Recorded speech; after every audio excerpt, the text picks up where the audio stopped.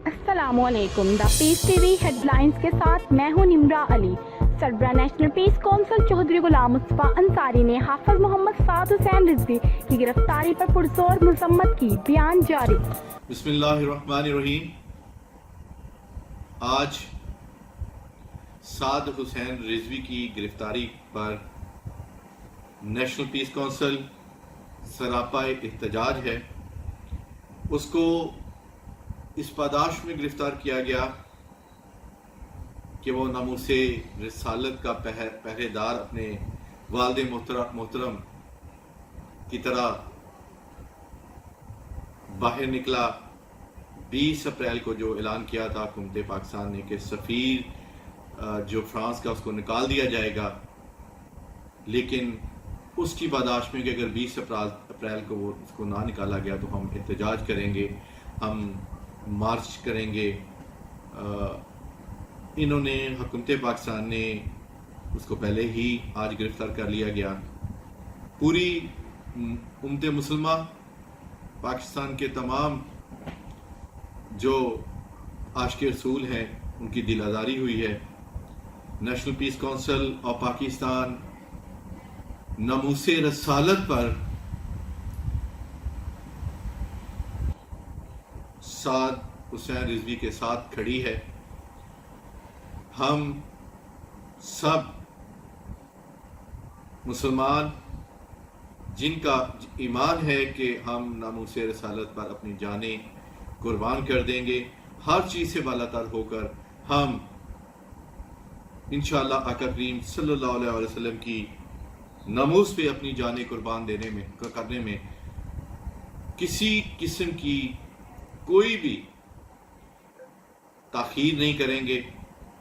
मेरी तमाम आशिकान रसूल से रिक्वेस्ट है कि आप निकलें और इस इशू को पूरी दुनिया को बताएं कि हम नामूसे रसालत के लिए हमेशा अपने आप को सीसा पलाई दीवार साबित करते हैं।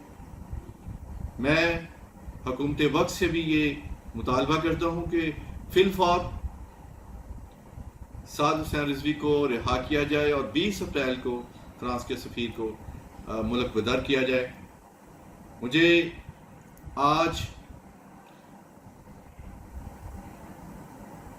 उस्मानिया दौर की याद ताज़ा मेरे हो गई है कि उस्मानिया खिलाफत उस्मानिया के 34वें खलीफा आशिक रसूल अब्दुल हमीद के दौर में जब फ्रांस ने इसी तरह एक ड्रामा करने की कोशिश की, जब आशिक रसूल अब्दुल हमीद को पता चला कि उसमें एक किरदार हुजूर नबी अकरम सल्लल्लाहु अलैहि वसल्लम सरकार दो आलम खातमुन नबीयीन हज़रत मोहम्मद मुस्तफ़ा सल्लल्लाहु अलैहि वसल्लम का भी है, जो कि तौहीन के ज़ुमरे में आता है, तो फ्रांस के सफ़ीर को बुलाया और ना सिर्फ उसे तंबीह की कि रात को अगर ड्रामा ये रिलीज़ हुआ तो हम फ्रांस पे हमला कर देंगे और ईंट से ईंट बजा देंगे।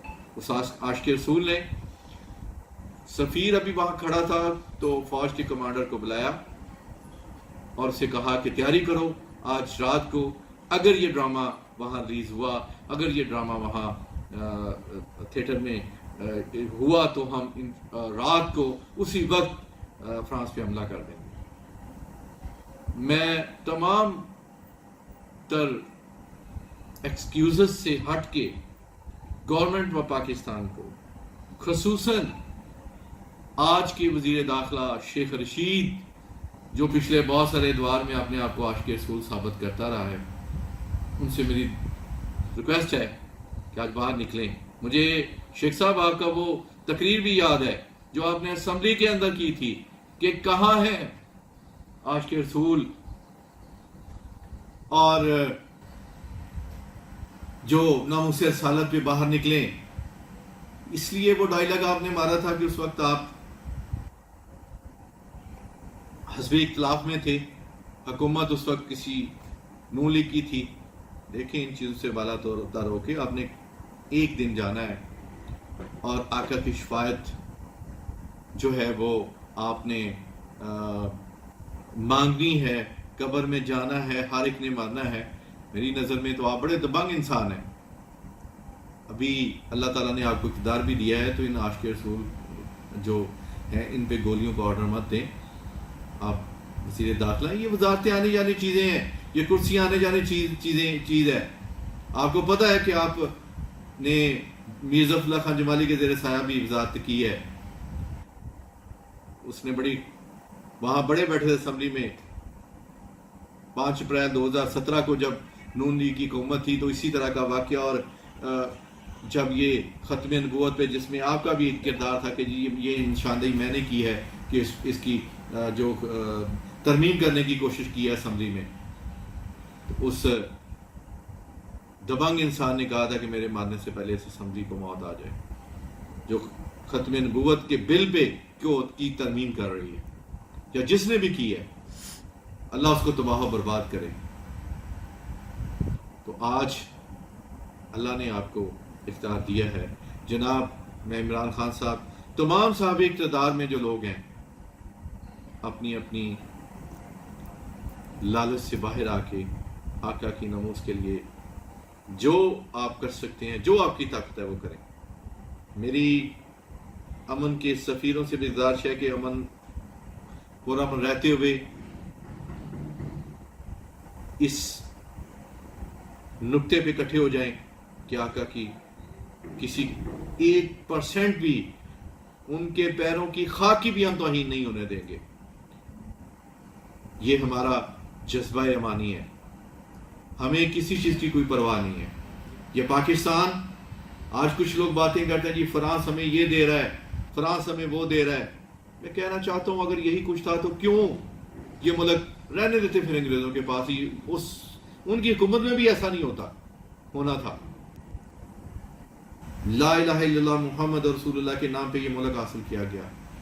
اسلامی جمہوریہ پاکستان اس کو کہا جاتا ہے.